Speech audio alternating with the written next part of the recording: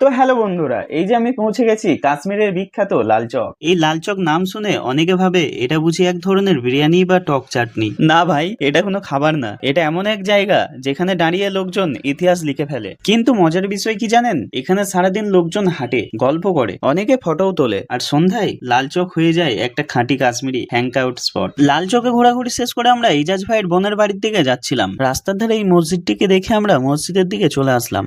कश्मीर का मस्जिद माशाल्लाह। বাইরে থেকে তো মাশাআল্লাহ অনেক সুন্দর লাগছিল, এবার ভিতরে গিয়ে দেখা যাক। लकड़ी का क्या है?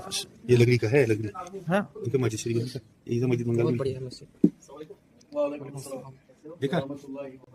এই মসজিদটি শ্রীনগরের উপকণ্ঠে অবস্থিত লাসজান গ্রামের ঐতিহাসিক মসজিদ। এই মসজিদের সবচেয়ে অন্যান্য বৈশিষ্ট্য হলো কাঠের নিখুঁত খোদাই, যেখানে প্রতিটি রেখায় লুকিয়ে আছে ইতিহাসের গল্প।